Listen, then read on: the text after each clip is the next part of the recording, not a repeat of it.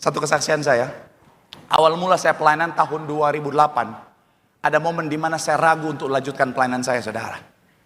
Terlepas dari karena saya kaget dalam dunia pelayanan, saudara, ada satu kondisi pada saat itu, saudara, saya ragu Tuhan. Saya bilang, Tuhan, aku mau lanjut atau tidak ini Tuhan? Saya tanya sama Tuhan dalam keraguan. Akhirnya, singkat cerita, saya awal mula pelayanan jadi usher di LTC Glodok pertama kali. Pada masa itu, sekarang udah pindah di sampingnya, saudara. Jadi pada saat itu, saudara, saya ragu, Tuhan, aku mau lanjut atau tidak nih Tuhan? Dalam keraguan itu, saya memutuskan untuk istirahat pelayanan. Akhirnya satu ketika, hari Minggu, saya tetap ingin ibadah dalam keraguan. Saya cari gereja, bukan Tiberia, saudara. Saya cari satu gereja kecil di Atrium Senen. Ibadahnya itu jam 6 sore. Saya ibadah di situ. Jujur pada saat itu, saudara, pada saat ibadah hati saya nggak tenang. Memang nyanyi-nyanyi, tapi sama seperti poin yang pertama, pikiran saya nggak di pujian saya, nggak dalam penyembahan saya. Memang dengerin khotbah, tapi pikiran saya, Tuhan, aku dalam keraguan Tuhan. Tolong Tuhan kasih tanda Tuhan, kasih tanda. Saya lihat pendeta, tapi pikiran saya kemana-mana. Persis jemaat-jemaat zaman sekarang. Wajahnya ke pendeta, pikirannya kemana-mana. Wah, belum gajian lagi. Bahkan kadang-kadang ada jemaat lihat pendeta ngangguk-ngangguk lagi. Dalam hati ngantuk nih. Dari ketawanya banyak pelakunya di sini.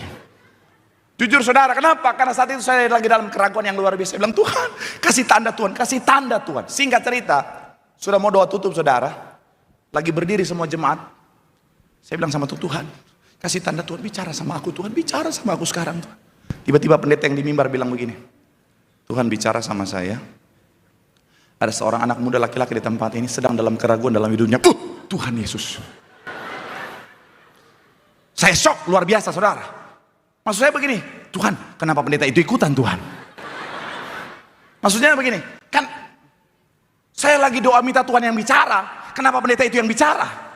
Tiba-tiba pendeta itu bilang begini, iya, anak muda dimanapun kau berada, Tuhan bilang sama saya harus bicara dan mendoakan kamu. Silakan maju ke depan dalam hati Tuhan. Ini urusan kita, jangan bawa-bawa pendeta itu Tuhan. Yang kedua, saya kan orangnya pemalu ya. Iya. Dulu tuh saya pemalu. Ya sekarang memang udah nggak tahu malu, tapi dulu tuh saya ketemu orang aja. Iya, saya tuh introvert banget, Jadi waktu itu saya bilang, Tuhan, malu Tuhan. Pendeta itu ngomong lagi, silakan mulai maju ke depan. Jemaat cuma 30 orang nih, maju ke depan. Tuhan bicara sama saya, maju ke depan. Saya akan bicara dan berdoa buat kamu anak muda. Sampai 3 kali. Dan saya mau bilang, sampai terakhir selesai ibadah, saya nggak maju-maju saudara. Ya. Saya ngerti, mungkin pendeta itu kena mental saudara.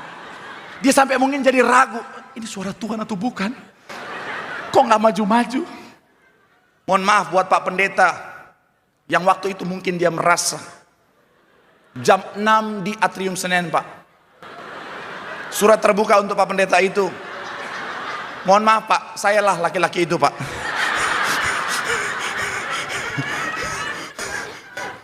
Tapi saya mau bilang saudara ya, kalau soal urusan iman, Tuhan mungkin bisa ngomong, lu jual gue beli saudara. Iya, kenapa? Karena Tuhan mau kita ngalamin pertumbuhan iman saudara. Dan saya mau bilang ya, Tuhan sudah sediakan segala yang kita butuhkan untuk percaya. Apalagi saudara yang udah di gereja ini, gereja yang diperintahkan Tuhan mengembalikan kuasa di akhir zaman. Tuhan keperintahkan gembala sidang kita supaya apa saudara? Di gereja ini ada banyak mujizat terjadi. Kalau saudara anak Tuhan, jemaat Tiberias terus masih nggak percaya, nggak punya iman, keterlaluan. Bahasa Bang Roma, terlalu. Iya kan? Di gereja ini saudara, mujizat begitu banyak terjadi, kita bisa lihat setiap hari saudara. Bahkan dalam pelayanan saya, Tuhan izinkan ada banyak orang terima mujizat Tuhan saudara. Tadi, pagi-pagi, oleh karena kemurahan Tuhan saudara, saya nyampe ke cabang Alam Sutra, seorang ibu datang, bawa roti. Itu mujizat. Jangan suuzon dulu.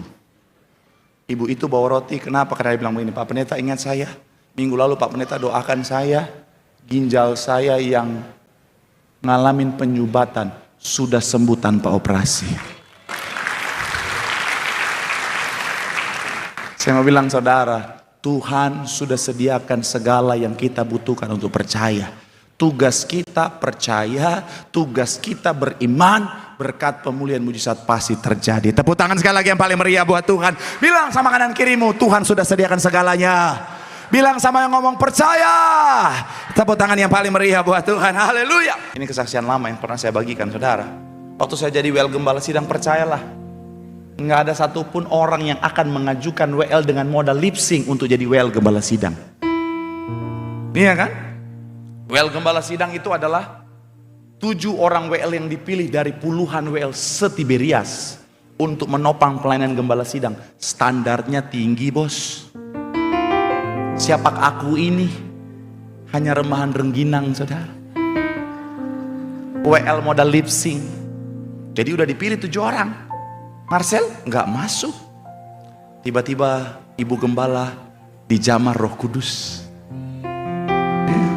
Makanya saya sesayang itu sama ibu gembala karena peranannya luar biasa dalam pelayanan saya. Ibu gembala dijamah Roh Kudus dan tanya sama koordinator, ada tuh WL yang putih-putih, siapa itu? Oh, Marcel. Iya, masukin aja. Masuk. Jadi tim gembala, tim bapak 2 orang. Saya dengar ceritanya, udah dipilih 2 orang, saya nggak masuk. Tiba-tiba bapak masuk kamar, 5 menit kemudian keluar, bilang, ya Marcel aja yang ikut saya. Yang satu diangkat lebih tinggi, saya bareng Pastor Sandy jadi tim bapak. Jadi pendeta. Oh, di Manado pendeta senior terlambat datang. Bapak udah mau perjamuan kudus, itu Jumat ramenya minta ampun. Sudah harus ada firman sebelum perjamuan. Jumatnya padat banget, bapak gembala lagi kan. Itu Jumat rame banget, full sampai speaker ada Jumat gelantungan di sana. Iya. Akhirnya ditanya, ada siapa di sana? Bayangin, di Manado pendeta segitu banyaknya pasti tanya, ada siapa di sana? Nggak ada siapa-siapa. Nggak ada pendeta siapa? Nggak ada. Adanya siapa? Marcel. Ditanya, Marcel bisa? Siap. Siap aja. Walaupun pas naik mimbar gemeternya minta ampun, saudara, siap aja. Tapi berkat Tuhan nggak pernah tertukar, saudara. Berkatmu. Pernah juga saya dalam pekerjaan saya ada berkat yang harusnya dikasih sama saya, tapi dihalangi sama teman saya sendiri, saudara. Memang kadang-kadang yang iri sama kita bukan orang jauh, orang dekat sendiri, saudara. Nah, ini korban-korban di sini. Iya. Orangnya yang bagian keuangan bilang, Pak maaf, tadinya saya udah mau kasih Pak, tapi saya dilarang sama yang itu Pak, ya saya nggak bisa apa-apa, dia punya jabatan tinggi. Awalnya saya sempat sakit, tapi saya bilang ya udahlah, kalau memang itu bagianku akan jadi bagianku. Saya relakan. 1 minggu setelah itu saya dipanggil pimpinan, dan pimpinan bilang begini, ya saya ada berkat buat kamu ya, dan berkat yang saya terima berkali-kali lipat dari apa yang dihalangi oleh orang itu, saudara. Tepuk tangan yang paling meriah buat Tuhan. Udahlah, anak Tuhan soal berkat gak usah takut, karena berkat kita datangnya dari Tuhan. Sekalipun manusia coba menutup berkat kita, gak akan bisa menghalangi berkat Tuhan itu, saudara, yang Tuhan sudah sediakan. Yang terakhir, di sebuah acara, saudara, kemarin tim saya yang slim fit itu, saudara, dia udah dihubungin untuk saya isi di acara itu, acara yang besar. Singkat cerita, nggak ada kabar lagi setelah itu, 2 bulan nggak ada kabar lagi. Dia coba hubungi, belum ada respon, saudara. Akhirnya terus nggak ada kabar. Saya tanya, oh belum ada kabar lagi, nggak jadi kayaknya Kak, atau gimana gitu, saudara. Ternyata tanpa pengetahuan kita, pada saat technical meeting katanya, saudara, ini ada yang info setelah acara selesai. Pada saat technical meeting, ternyata nama saya udah diganti sama orang lain, saudara. Jadi technical meeting udah detail semua acara sampai semua pengisi acara, nama saya sudah diganti oleh orang lain. Saya nggak tahu. Ya sudah. 1 minggu sebelum hari H, tiba-tiba panitianya hubungin tim saya yang slim fit itu. dihubungin. Singkat cerita saudara, dibilang, Pak tolong ya. Akhirnya saya yang isi acaranya saudara. Ternyata ketika kemarin diganti bukan saya, pimpinan langsung lihat bukan saya, langsung request, oh jangan diganti, harus tetap Pendeta Marcel. Udah coba diganti oleh orang lain, tapi kalau memang Tuhan siapkan berkatnya buat kita, pasti jadi bagian setiap kita. Tepuk tangan yang paling meriah buat Tuhan. Dulu ketenaran, dulu dunia entertain adalah impian saya. Saya berkarir di sana dan saya berjuang untuk ada di sana. Tapi dalam prosesnya ketika saya sudah mulai mencapai semuanya itu, Tuhan perhadapkan pada pilihan untuk apa? Tinggalkan semuanya, relakan semuanya untuk full ikut Tuhan. Ini Tuhan. Jujur pada saat itu saya bilang, Tuhan, ini impianku loh, ini kehidupanku loh Tuhan. Logika saya bilang, kalau saya tinggalkan semuanya, bagaimana kehidupan saya? Tapi dalam proses yang Tuhan izinkan, saya bilang akhirnya, oke deh Tuhan, aku relakan. Tapi dalam perjalanan kehidupannya saya bisa melihat apa yang Tuhan sediakan buat saya itu jauh lebih luar biasa daripada impian saya di masa lalu, saudara. Jadi seorang hamba Tuhan adalah pilihan terbaik yang pernah saya ambil dalam hidup saya. Sukacita, diberkati, damai sejahtera. Lihat saudara, lihat jemaat Tuhan yang Tuhan percayakan saya lainnya diberkati. Lihat jemaat ketawa-ketawa. Itu sukacita buat saya. Dan yang menariknya Tuhan, semua yang sudah saya tinggalkan, Tuhan tambahkan ketika saya sungguh-sungguh memberikan hidup saya, merelakan hidup saya, mempersembahkan hidup saya buat Tuhan. Nah sekarang, Tuhan, aku udah gak mau ketenaran, aku udah gak mau segala macam, tapi Tuhan tambahkan jadi pendeta industri. Tapi sekali lagi, relakan sama Tuhan semuanya. Kalau Tuhan memang mau, kasih. Karena gini, apapun yang kita persembahkan sama Tuhan gak mungkin jadi biasa, tapi pasti luar biasa. Dan yang terakhir, Tuhan gak pernah berhutang.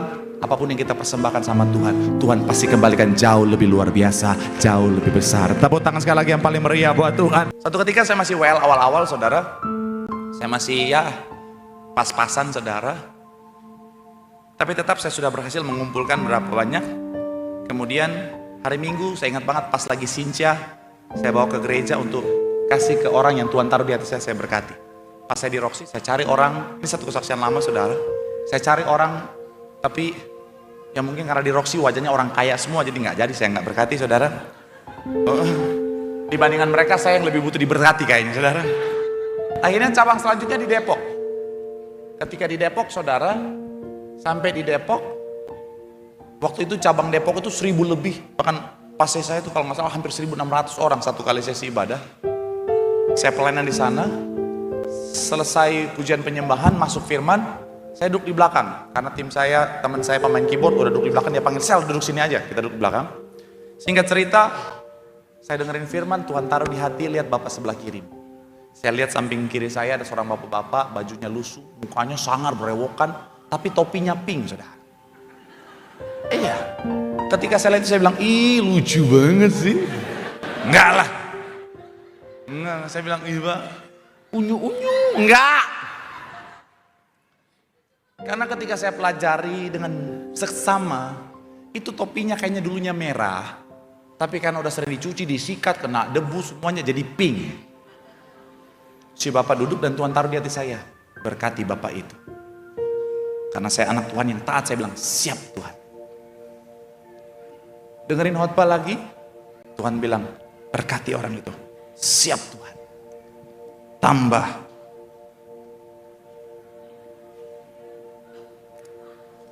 Siap Tuhan. Saya ke kamar mandi, saya ambil uang saya tambah lagi di amplop.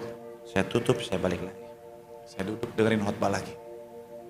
Tuhan bilang lagi di hati, berkati orang itu. Sudah Tuhan. Tambah. Sudah Tuhan. Tambah. Saya udah gak ke kamar mandi, saya buka amplopnya, saya ambil semuanya dengan gemeter.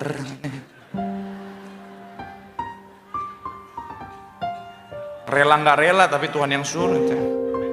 Saya masukkan, saya bilang, Tuhan, so semua ini Tuhan. Saya belum kasih, saya lanjut dengerin khotbah. Gara-gara keadaan itu saya langsung bilang dalam hati saya, ini pendeta, jangan lama-lama khotbahnya. Nanti Tuhan suruh tambah lagi, so abis ya. Nggak lama pendetanya manggil, langsung maju ke depan, balik lagi. Udah, akhirnya singkat cerita langsung perjamuan kudus, persembahan perjamuan kudus, 2 tutup, 2 berkat, minyak urapan. Cuman maju, saya bagi-bagi minyak urapan, bagiin pendetanya. Selesai semua itu masih dengan nampan putih itu, sudah tempat minyak urapan. Saya ngobrol sama pemain musik sebelah kiri dia. Tiba-tiba dari belakang ada suara, saya masih pegang tuh minyak urapan. Ada orang, Pak. Boleh minta minyak urapan? Ketika saya putar balik, saya lihat Bapak topi pink ada di sana. Saya jalan dalam hati, Pak, kenapa nggak pulang aja sih, Pak? Pulang. Akhirnya saya deketi Bapak itu. Saya bilang, iya Pak, boleh minta minyak urapan, soalnya salah satu anggota keluarga saya yang sakit Pak. Saya lagi kebingungan, saya butuh minyak urapan Pak. Dalam hati saya, kalau dari Roh Kudus yang suruh nggak mungkin salah ya. Tapi saya nggak langsung kasih, saya kasih dulu minyak urapannya. Saya tunggu dia jalan dulu. Dia baru jalan berapa langkah, saya panggil, Pak!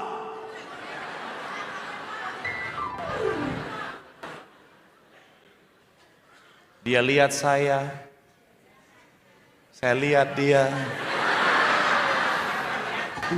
Saya bilang, Pak, kan lagi sincia, saya bilang, Pak, ada berkat dari Tuhan Yesus. Saya kasih ke tangannya, saya lihat wajahnya udah mau nangis, saudara. Saya nggak mau ikutan nangis di situ, saudara. Saya langsung bilang, Pak, Tuhan Yesus memberkati.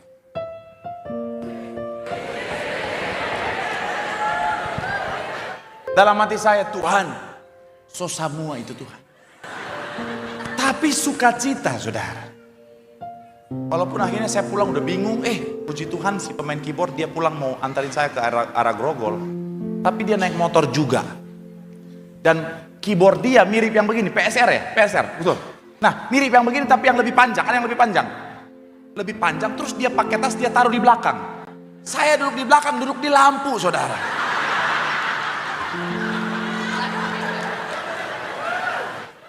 Saya duduk di lampu, terus karena keyboardnya lebar, saya ngengkang sepanjang jalan dari Depok sampai Grogol. Oh Tuhan Yesus, oh Tuhan, oh Tuhan, oh Tuhan, oh Tuhan. Pas nyampe Grogol saya turun nggak bisa balik. Oh Tuhan, bagaimana?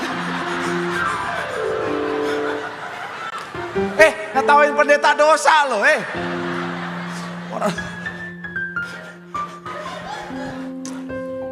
Tapi sukacita. Singkat cerita, 2 hari kemudian saya pelayanan di salah satu daerah yang koordinatornya udah seperti mama angkat saya sendiri. Terus pas nyampe selesai pelayanan, mama angkat saya bilang begini, kok kan kemarin pas Sincia nggak datang ya? Tuh papi tuh kasih siapin angpau buat Koko, ada di atas TV. Saya lihat di atas TV amplop merah manggil saya, sini. Saya ambil, nggak langsung saya buka, saya bawa pulang ke kosan, saya doa tumpang tangan.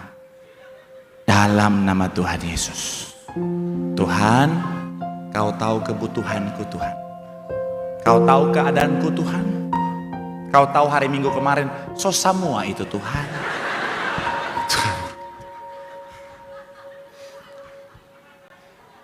Singkat cerita, ketika saya buka, isinya 5 kali lipat dari apa yang saya tabur hari Minggu.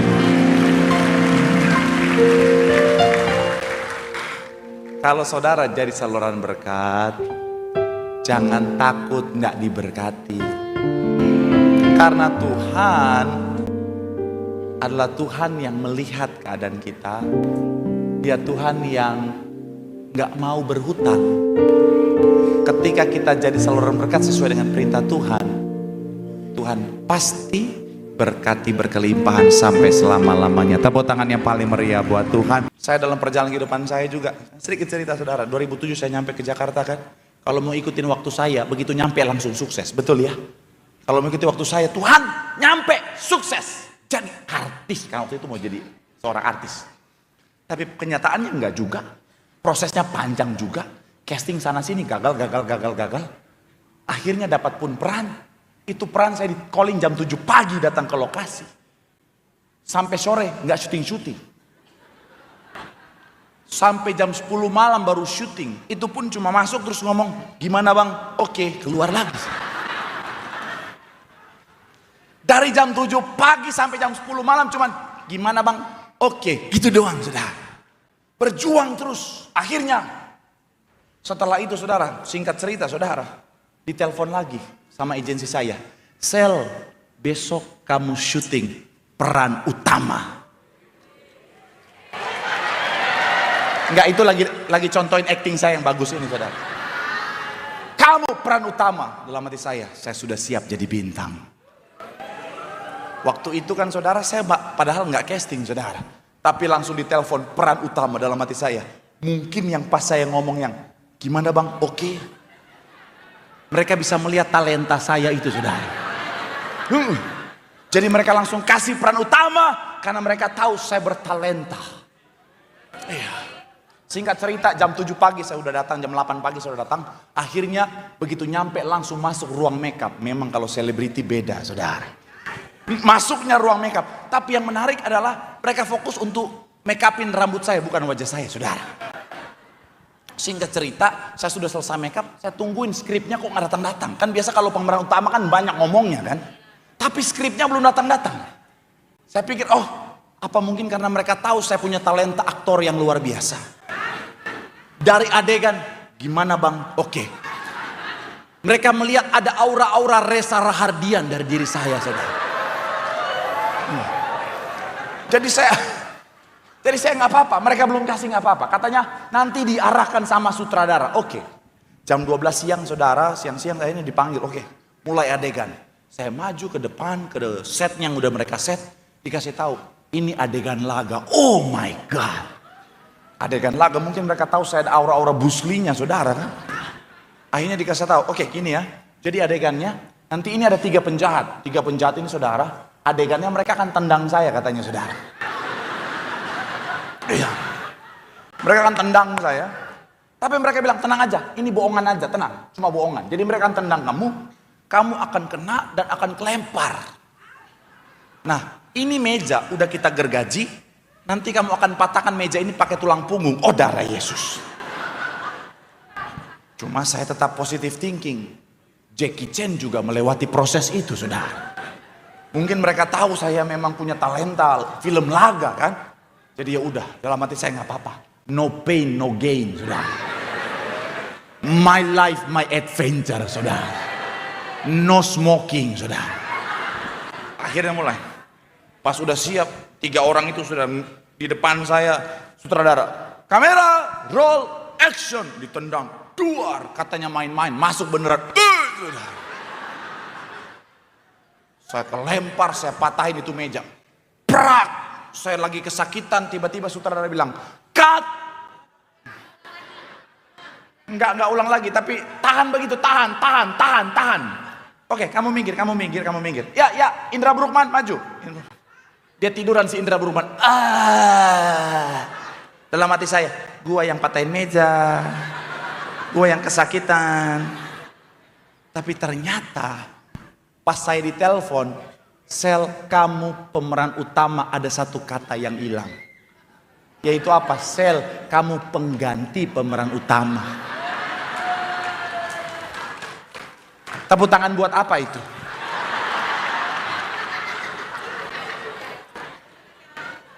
Udah kecewa, sakit hati, sakit pinggang. Sutradaranya datang. Nanti ini ada meja berapa lagi kamu patahin ya? Oh darah Yesus.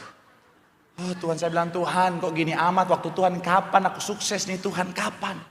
Nah saya mau bilang saudara, di dalam penantian, dalam proses ini, sekali lagi kesabaran amat sangat dibutuhkan. Kenapa? Karena dalam proses ini, iblis akan memanfaatkan situasinya. Waktu itu saudara, dalam kondisi yang lagi pusing, karena nggak sukses.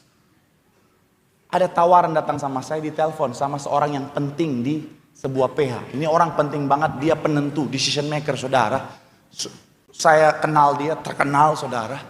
Dia telepon saya, dia bilang, Sel, saya sudah lihat acting kamu Kamu datang, kita meeting di restoran depan PH. Dalam hati saya, ini kayaknya memang jalan terbuka. Singkat cerita, saya datang pagi-pagi. Pagi-pagi saya udah telepon mami saya, doa sama mami saya. Pagi-pagi saya datang, saudara, di restoran itu, saudara. Saya tunggu di restoran dan benar, dia datang dengan 3 skrip sinetron stripping. Dia kadang-kadang saya panggil Mas, kadang-kadang saya panggil Bang. Tapi kali ini kita sebut dia Mas Bang misalnya, saudara. Dia bawa 3 skrip, dia bilang, sel ini. Saya punya tawaran, 3 judul sinetron stripping. Semuanya kamu pemeran utamanya. Wow, cius Mas Bang. Cius. Dalam hati saya sudah siap jadi selebriti, saudara. Tapi dia bilang begini, tapi ada syaratnya. Apa tuh Mas Bang? Kamu jadi pacar saya.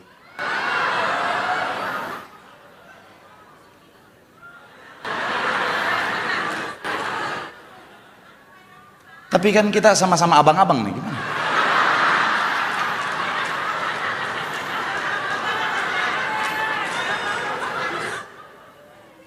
Misi apa Mas Bang? Saya ke kamar mandi, saya telepon mami saya, Mi, bener dapat tawaran. Tapi diajak pacaran sama Mas Bang. Oh my God! Oh Tuhan. Saya balik lagi, saya bilang sama Mas Bang. Mas Bang, ini tawaran memang bagus sekali. Iblis di pojok udah. Terima. Tapi saya bilang begini sama Mas Bang. Mas Bang, aku tuh waktu dari Manado aku dapat ayat. Aku akan membukakan jalan yang tertutup bagimu. Meratakan jalan di depanmu. Menyediakan harta benda yang tersembunyi. Walaupun memang lagi tersembunyi banget pada saat itu, saudara. Jadi saya bilang begini, Mas Bang, aku tuh pengen suatu hari nanti kalau sukses, aku mau beri kesaksian bagaimana Tuhan bekerja dalam karir saya. Nah, kalau aku terima tawaran Mas Bang ini ya, kira-kira kesaksian aku nanti seperti apa ya Mas Bang? Itu saya lihat mukanya merah, marahnya minta ampun. Dia ambil tuh 3 skrip.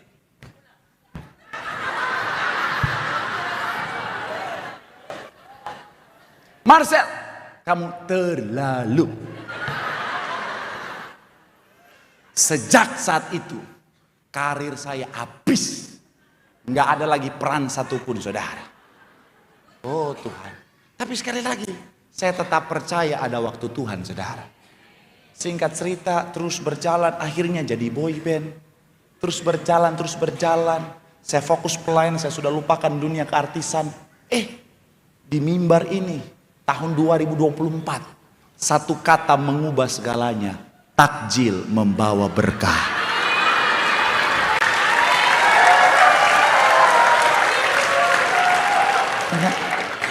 Saya tadi malam diundang di ulang tahunnya Dr. Richard Lee, saudara.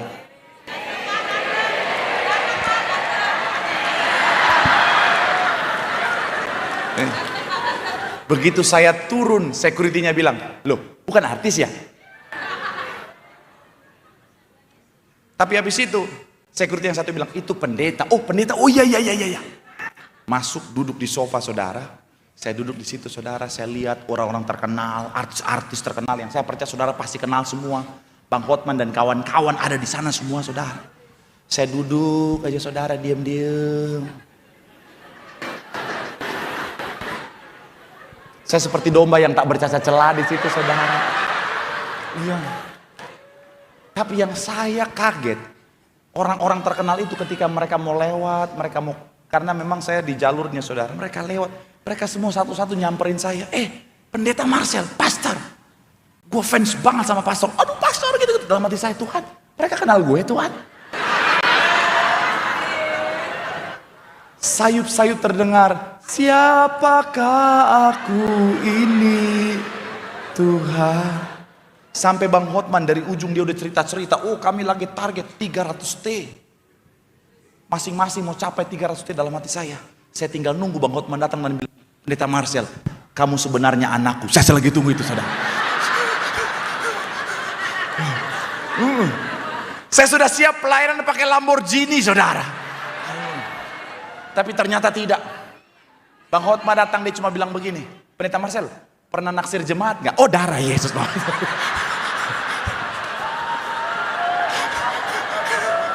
Tetap aja. Tapi jujur saudara, saya ngerasain bahwa memang waktu Tuhan yang terbaik. Kalau dulu saya Tuhan jawab dengan cara yang dulu saya mau di waktu Tuhan mungkin berbeda. Tapi sekarang Tuhan jawab di waktu yang terbaik ketika saya sudah sungguh-sungguh melayani apa yang Tuhan anugerahkan semuanya untuk kemuliaan nama Tuhan. Tepuk tangan dulu yang paling meriah buat Tuhan. Satu ketika saudara saya pernah kasih kesaksian ini saudara. Bahwa saya dulu dalam pekerjaan saya selain melayani saudara belum jadi pendeta benar-benar full seperti sekarang. Jadi dulu itu saya salah satunya adalah bekerja di bidang investasi properti. Jadi bekerja untuk marketing investasi properti. Jadi saya kerjasama dengan bos saya, bos besar.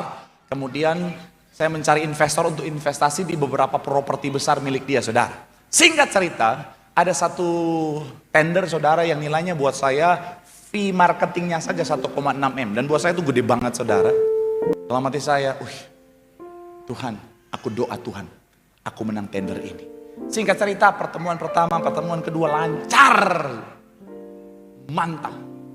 Akhirnya tinggal berangkat ke Bali untuk survei lokasi, tanda tangan.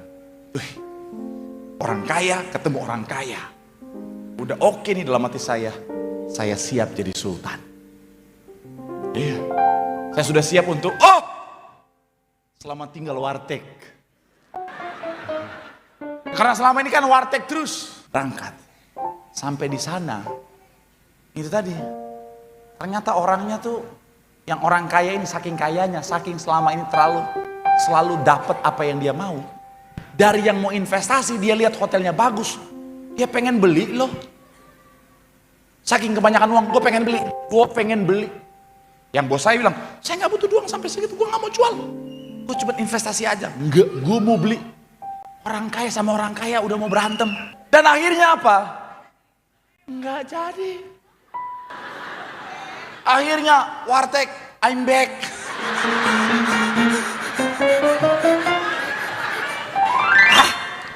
Warteg, I'm back. Akhirnya singkat cerita saudara, saya gagal jadi orang kaya. Akhirnya saya belajar perjalanan hidup. 12 tahun kemudian saya nonton berita bos saya yang dulu saya kerja di sana masuk berita kena kasus karena ternyata transaksi dalam perusahaannya itu ada melanggar hukum dan dia kena hukuman penjara 14 tahun penjara. Marketingnya yang harusnya saya kena 12 tahun penjara. Dan itu ketahuan setelah 12 tahun kemudian. Saudara bisa bayangkan kalau waktu itu Tuhan jawab doa saya. Dulu foya-foya. Habis itu berjalan kehidupan, saya sudah jadi pendeta. Lagi khotbah di Tiberias, Bekasi Town Square. Tiba-tiba masuk polisi 3 orang.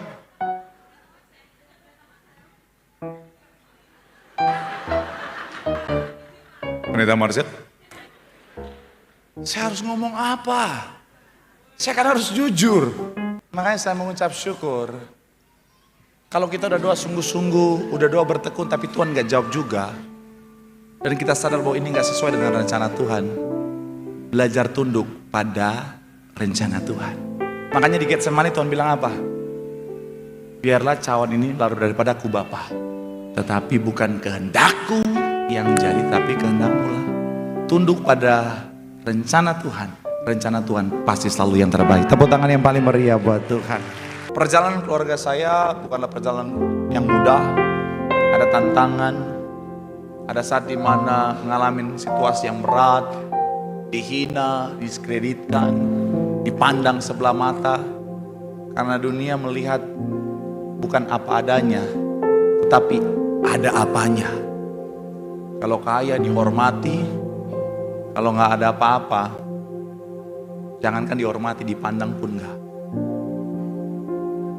Kalau kaya, datang di ruang tamu. Acara keluarga, duduk di ruang tamu. Kalau susah, dapur.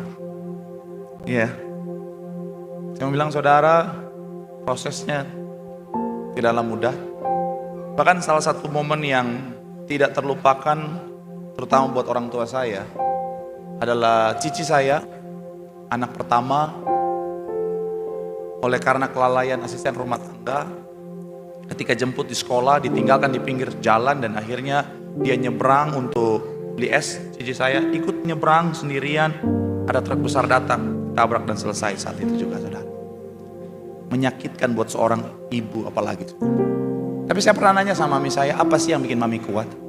Mami saya bilang begini, karena mami punya Tuhan Yesus. Kalau nggak ada Tuhan, mami nggak akan kuat sampai hari ini. Dan di situ saya melihat keterhubungannya dengan Tuhan membuat mami saya tetap kuat sampai hari ini. Saya nggak tahu apa yang sementara saudara hadapi, tapi selama hatimu terhubung dengan sumber kekuatan, kau akan tetap punya hati yang kuat. Dan hati adalah sumber kehidupan. Jangan harap kita bisa menang di luar sana kalau kita kalah di sini. Tapi kalau kita terhubung sama Tuhan, kita akan selalu menang di sini.